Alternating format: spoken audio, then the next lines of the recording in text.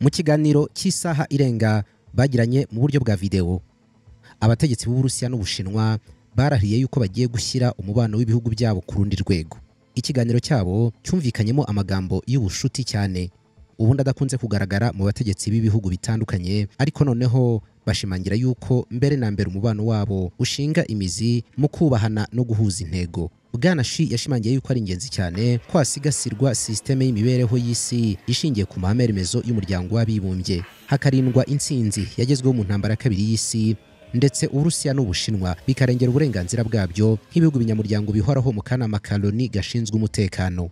Bwana Xi Jinping utegeka Ubushinwa na Bwana Putin utegeka Uburusiya bagiranye iki kiganiro gifatwa nk'igikomeye nyuma y'uko Bwana Trump arahiriye kuyobora Leta Zunze Ubumwe za Amerika nk'uko bitangazwa n'ibinyamakuru byo mu burengerazuba bw'isi nka BBC na CNN. Bwana Xi Jinping yabwiye Putin ko igihugu cye cy'Ubushinwa kigiye kugirana umubano udasanzwe n'Uburusiya. Iki kiganiro cyabahuje cyamaze kuba nk'igihoro bagirana buri mwaka uko utangiye, ni mu rwego rwo kurushaho gukaza umubano uri hagati yabo ubwabo n'ibihugu bayobora, bakemeza yuko bihuje umugambi wo kubaka isi igendera ku mbaraga z'ibihugu byinshi aho kuba igendera ku burengerazuba bw'isi gusa, cyangwa se ahubwo Leta Zunze Ubumwe za Amerika.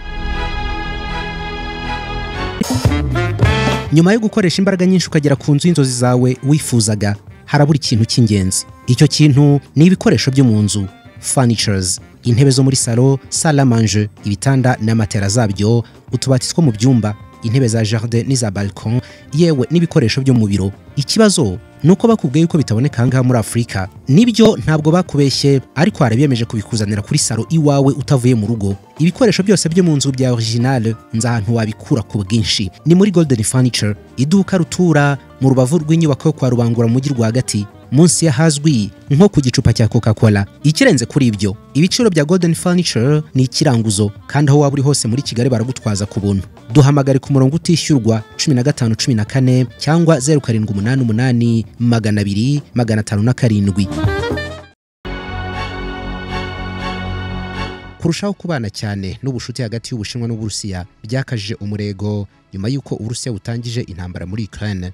Itangazo ryashyizwe hanze na Minisiteri y'Ububanyi n'Amahanga mu Bushinwa rivuga yuko Bwana Xi Jinping yagaragaje yuko Ubushinwa bwiteguye kuyobora umubano wabwo n'Uburusiya mu bushorishori bushyashya, ndetse yuko yiteguye no gusubiza abantu bose bo mu mahanga bashaka kwangiza uyu mubano.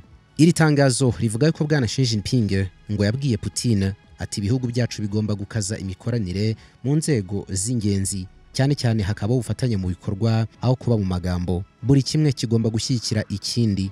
Bwana Putin yagaragaje yuko yishimiye byimazeyo kuba ibihugu byombi byaraguye cyane ubucuruzi bwabyo, aho Ubushinwa bwagaragaje yuko mu mwaka ushize ubucuruzi hagati y'ibihugu byombi bwanditse amateka. Byemezwa yuko mu mwaka ushize 2024 aho ubucuruzi bwakozwe hagati y'ibihugu byombi bwari bufite agaciro ka miliyari 220 z'amadolari na miliyari 245. Mu mwaka ushize Uburusiya nibwo bwahindutse igihugu cya mbere kandi cy'ingenzi mu kugemurira Ubushinwa gaze y'umwimerere. Hari nyuma yo kwagura ibitembo bivana iyi gaze mu Burusiya bijyana mu Bushinwa, ibihugu byombi byamaze no kwemeranya gukaza imikoranire mu bijyanye n'ingufu za nucleaire. Perezida w'Uburusiya Putin ati twubakiye umubano wacu ku bushuti, kwizerana no gushyigikirana, kunganya no guhuza inyungu. Putin agaragaza yuko umubano w'ibihugu byombi wihagije ndetse udashingiye ku bibazo biriho ku isi. Putin yongeye kugaragaza yuko ahuje umugambi na Bwana Xi Jinping wo guha isi indi shusho mu murongo igenderaho, aho abona yuko byaba ari uburiganya bukomeye gukomeza kugengwa na Leta Zunze Ubumwe za Amerika zonyine, kandi izo Leta Zunze Ubumwe za Amerika akavuga yuko zicura bufuni na buhoro abandi basigaye ku isi. Abwira Xi Jinping, Putin hari aho yagize ati duhagaze twunze ubumwe duharanira ko habaho isi igendera ku murongo w'ibihugu byinshi,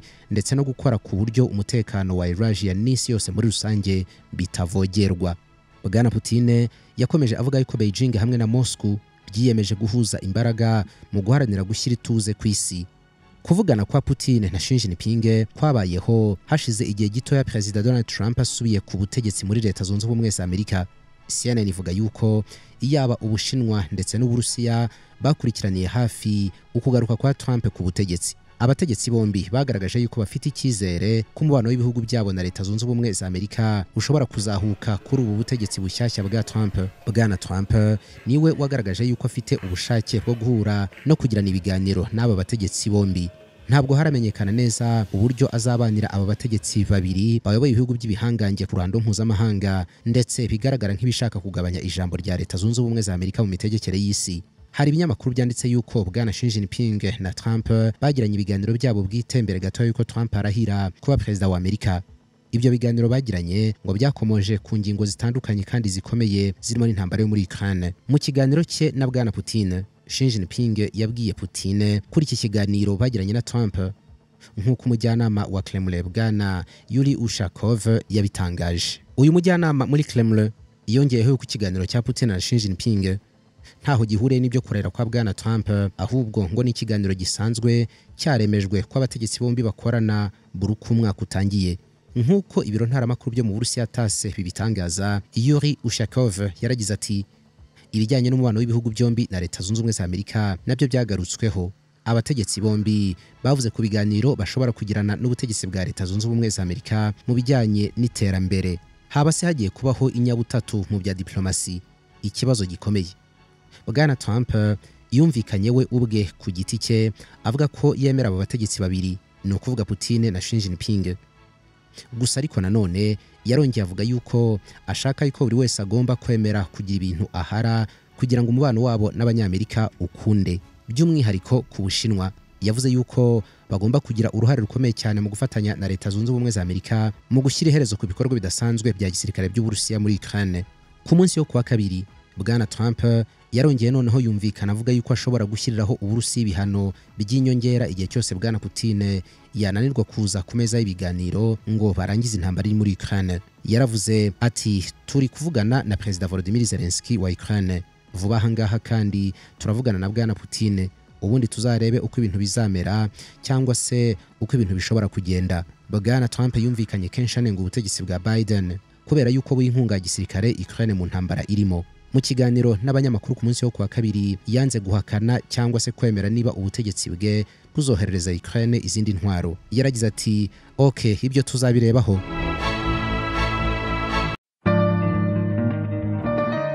Muri ubu buzima turimo bwo mu kinyejana cya 21, aho kubaho neza ari inzozi n'intego bya buri wese, aho bose batuye mu nzu zisa zimwe zubatse kimwe nkaho zubatswe n'umuntu umwe, ukeneye kubaho mu mwihariko.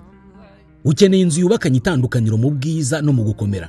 Mu yandi magambo, ukeneye Mess Limited.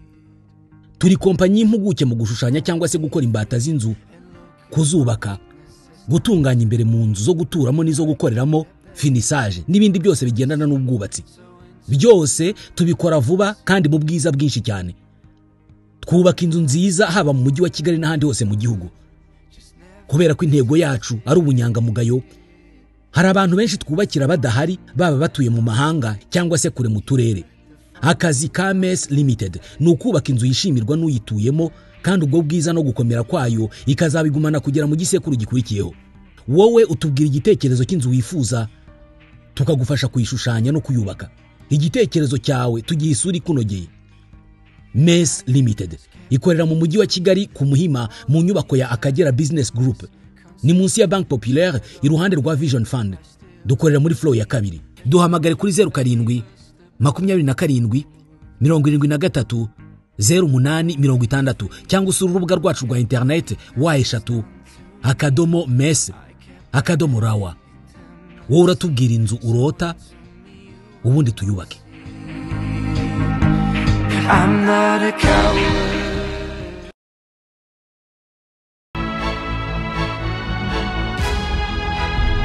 Gusa yavuze yuko Uburayi bugomba kunganya ingano y'ubufasha itangwa kuri Ukraine ikangana n'iya Leta Zunze Ubumwe za Amerika. Ngo ntiyifuza yuko Uburayi cyangwa se Leta Zunze Ubumwe za Amerika hari umwe waguma gutanga byinshi muri iyi ntambara. Yaragize ati turarusha ubumwe bw'Uburayi arenga miliyari 200 z'amadolari y'inkunga muri Ukraine. Atubwo se twebwe twaba turi injiji? Yego, bagomba kubitekerezaho, nabo bagomba gutanga ibingana n'ibyacu. Trump yabwiraga Uburayi.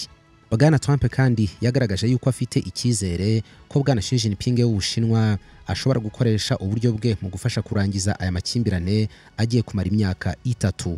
Yavuze yuko yasabye uyu mutegetsi w'Ubushinwa gufatanya bagakemura iki kibazo cyo muri Ukraine ubwo bavuganaga kuri telefone. Abategetsi batandukanye mu bumwe bw'Uburayi bamaze igihe kinini cyane bafite icyizere ko bwana Xi Jinping ashobora kugira uruhare runini cyane mu kumvisha Putin kwemera ibyo Ukraine yasabaga byose kugira ngo intambara irangire. Ariko kuba bwana Trump yaramaze kugera muri White House nawe agakomeza kukurangiza iyi ntambara, bigaragaza yuko Ubushinwa byanze bikunze bugomba kuba ari ingenzi. Ibi bintu rero ngo byagirira akamaro gakomeye cyane igihugu cy'Ubushinwa. Bwana Xi Jinping amaze igihe hagaragaza Ubushinwa nk'umuhuza uhagije kandi ugamije amahoro mu makimbirane atandukanye hirya no hino ku isi, kabone n'ubwo Leta Zunze Ubumwe za Amerika n'inshuti zabo batahwemye kumushinja gutuma Uburusiya bubasha gukomeza iyi ntambara binyuze mu kubaha ibikoresho bishobora gukoreshwa mu bya gisirikare no mu bya gisivili icyarimwe. Ni ibintu Ubushinwa butahwemye guhakana. Bwana Xi Jinping kandi abonwa nk'umuntu ushaka uburyo bwo kubana neza na Donald Trump mu rwego rwo kwirinda yuko habaho indi ntambara y'ubucuruzi, aho bwana Trump yazamura amahoro ku bicuruzwa bituruka mu Bushinwa bigana muri Leta Zunze Ubumwe za Amerika. Ibicuruzwa by'Ubushinwa bizamuriwe imisoro ku isoko ryo muri Amerika byahungabanya cyane ubukungu bw'Ubushinwa. Gusa ariko nubwo ashaka ibyo byose, bwana Xi Jinping ngo agomba kubikora yitonze kubera yuko byose birutwa n'umubano afitanye n'Uburusiya na Perezida Putin. Xi hamwe na Putin bamaze igihe baremeranyijwe ko umubano w'ibihugu byabo utagira imbibe. Ibyo babyemeranyije habura gato kugira ngo Uburusiya butangire intambara muri Ukraine. Ibinyamakuru byinshi bivuga yuko bwana Xi Jinping abonwa nk'umufatanyabikorwa ukomeye cyane kandi wo kwizerwa mu gihe cyose yaba ahanganye n'uburengerazuba bw'isi, iyaba itangazo ryashyizwe hanze na Minisiteri y'Ububanyi n'Amahanga mu Burusiya cyangwa iyo mu Bushinwa. Nta na hamwe bigeze bagaragaza yuko abategetsi b'ibi bihugu bagarutse ku ntambara yo muri Ukraine, ahubwo aya matangazo yombi agaruka ku isabukuru y'imyaka 80 ibihugu bigiye kwizihiza bibonye intsinzi mu ntambara ya kabiri y'isi kandi bifatanyije. Bwana Xi Jinping na Putin buri umwe yatumiye undi mu biro byo kwizihiza umunsi w'intsinzi y'uyu mwaka. Mu Burusiya bizaba ari mu kwezi kwa gatanu, naho mu Bushinwa bikaba ari mu kwezi kwa 9. Mu mwaka ushize 2024 aba bategetsi bombi bahuye imbona nkubone inshuro 3 mu mwaka umwe. Bahuriye Beijing, bongera guhurira Astana, barongera bahurira i Kazan. Buri uko umwaka utangiye mu kwezi kwa mbere ni ibintu bizwi ko bagomba kugirana ikiganiro kuri video call. Ni ikiganiro gifatwa nko kwishimira umwaka mushyashya babongeye gutangira mu bushuti bw'agatangaza. Turabashimiye, mugira ibihe byiza. Ibiganiro byacu birakomeza kuri Gentil Gedeon Official.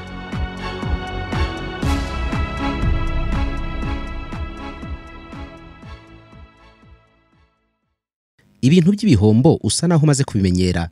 Kuri wowe ngo abakozi bose ni kimwe, bose bakubarisha nabi. Ayaya, gute se kandi umuntu yakuvana ku isoko ngo kubera yuko utabasha kubara neza ibintu waranguye ngo bihuze n'ibyacurujwe hamwe n'amafaranga yavuyemo, unamenye ibisigaye muri stoke n'inyungu iri mu byamaze gucuruzwa. Uremeye uhebera urwaje kandi business yari yarakuvunye ukitangira kweri. Reka nkurangire Infinity Tech Solution. Injira muri iki kigo cy'ikoranabuhanga baguhe system igufasha mu bucuruzi bwawe. Wowe ufite restaurant, akabari, coffee shop, bistro, supermarket, warehouse cyangwa ubundi bucuruzi runaka, Infinity Tech Solution yavugusa umuti w'igihombo giturutse ku mibare. System ya Infinity Tech Solution iragufasha kubara inventory yawe yose, igufashe mu kwicururizamo nka POS, igufashe gutanga inyemezabwishyu. Mbega system uziko inakubarira ibyo usigaranye muri stock n'ibyacurujwe byose, ikagenda ikwereka imibare kandi ukayigendana muri telefone yawe.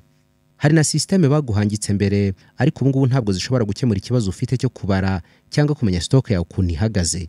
Namwe mwashyizwe igorora, wijijinganya. Ibiciro byo ntibigukange, twegere gusa tuvugane. Kubijyanye no kwishyura biroroshye, ntabwo tugorana. Ikiza nuko utangira kwishyura system yamaze kugera muri mudasobwa yawe cyangwa muri telefone yawe uri muyikoresha. Duhamagare kuri 0785 03 07